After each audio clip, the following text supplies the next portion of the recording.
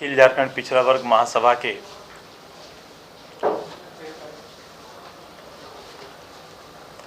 प्रखंड स्तरीय प्रतिनिधि सम्मेलन आहूत किया गया, जिसमें सभा के राज्य भर के सभी प्रखंड के प्रतिनिधियों ने भाग लिया।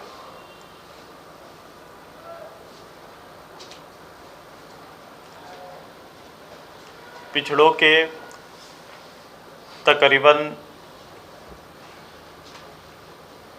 200 अलग अलग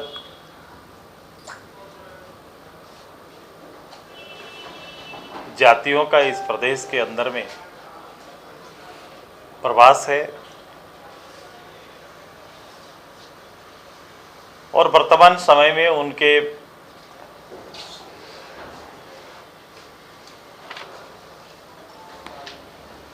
सामाजिक, राजनीतिक और राजनीतिक के अलावे आर्थिक और शैक्षणिक वातावरण पर चिंता जाहिर किया गया।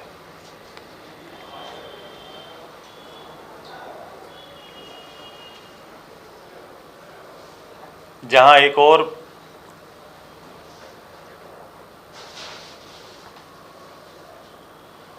इस पूरे व्यवस्था में पूरा ओबीसी समाज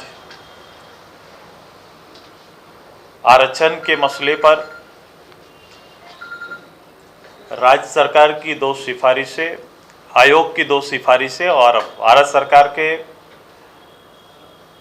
मानक मापदंड, निर्धारित मापदंड को सुनिश्चित कराने के सरकार के कमिटमेंट को इस महासभा के माध्यम से, संगठन के माध्यम से लगातार पिछले कई कार्यक्रमों के माध्यम से न केवल इस विषय पर जोर दिया गया, बल्कि अलग अलग समय पर अलग अलग रूप से सरकारों को संज्ञान में दिया गया। आपने देखा होगा कि पिछली बार इस प्रदेश के तकरीबन 10 लाख लोगों का एक मत पत्र के माध्यम से सरकार तक और भारत सरकार तक, राज्य सरकार तक पहुंचाने का कार्यक्रम भविष्य में तैयार करने का निर्णय आज सभा ने लिया है। मैं आपको खाली ये जानकारी देना चाहता हूं कि मैं मांग नहीं कर रहा हूं। पहले तो ये क्वेश्चन में ही हमको सुधार करना पड़ेगा, नहीं तो ये आदत सी पड़ गई है। इतने बड़े संख्या में बसने वाले लोगों का सही मूल्यांकन नहीं हो पाया। ये देश जब आज़ाद हुआ, आज़ादी के साथ ही अनुसूचित जाति जनजाति के लिए तो सुनिश्चित हुआ बाबा साहब का वो प्रयास, लेकिन एक बहुत बड़ा वर्ग छूट गया था और अंत में मंडल आयोग की रिपोर्ट के आधार पर 91 में ये आरक्षण प्रारंभ होता है। वो भी बड़ा बंदिश के बीच में प्रारंभ हुआ है।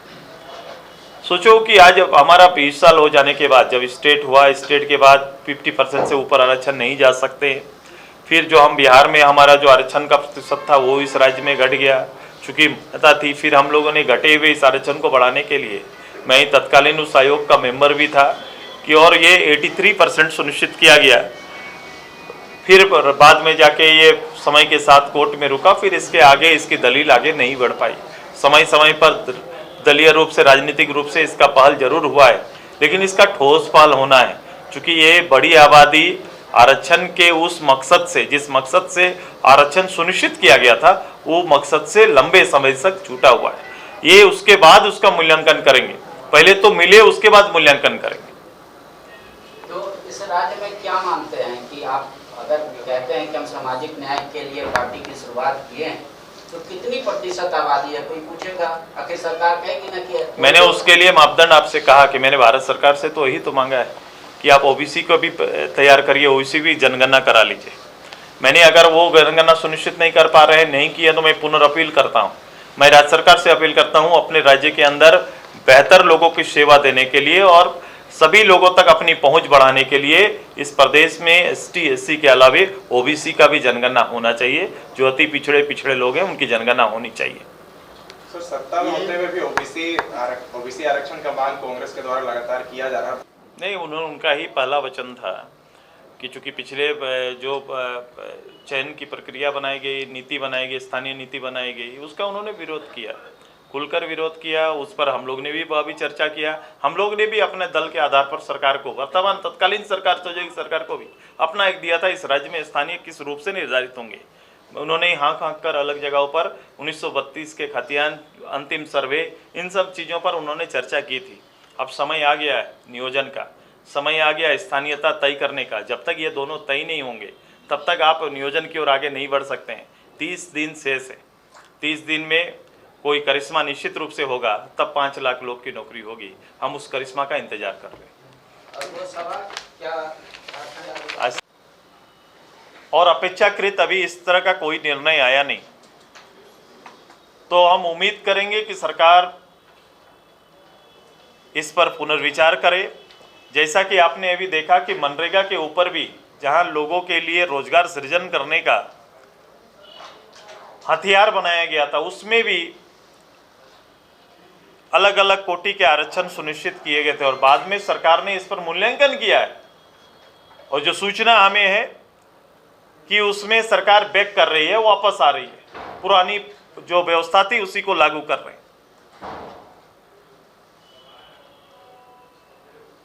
तो उस तरह से फिर से जातीय जनगणना में भी सरकार पुनर्विचार करे। और मैं राज्य सरकार से आग्रह करूंगा कि इस राज्य में सोशल जस्टिस के लिए, सामाजिक न्याय के लिए, जब तक हम इस समाज के बारे में, समाज की संख्या के बारे में, समाज के हालात के बारे में अगर नहीं जानेंगे तो बेहतर सेवा उस समाज को नहीं दे सकते, बेहतर अवसर नहीं दे सकते। इसलिए यह बड़ा आवश्यक है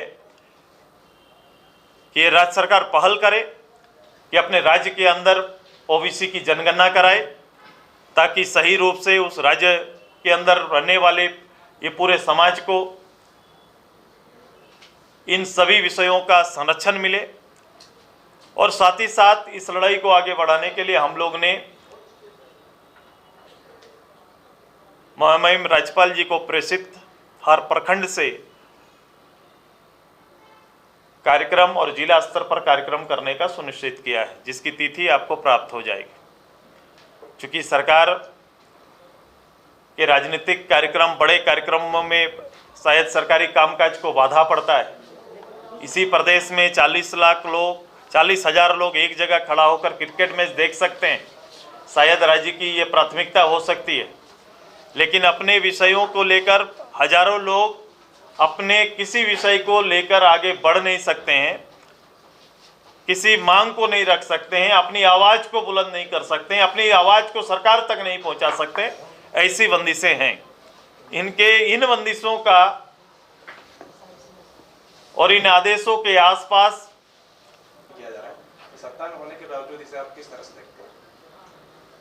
मैं चिंता सब लोग करें, अच्छी बात है, लेकिन चिंता केवल राजनीति के लिए तो ठीक नहीं। ये राज्य सरकार बड़े पैमाने पर नियुक्ति की प्रक्रिया शुरू करने जा रही है। मैं आऊंगा, मैं कुछ दिन बाद अभी कॉमन मीटिंग आपसे करूंगा, चूंकि शेष बचे हैं, शेष बहुत सारे मांग है इस प्रदेश के। सुन लीजिए, तो इसमें आप जो नियुक्ति प्रक्रिया शुरू हो रहा है उससे पहले आप डिमांड करेंगे इसको?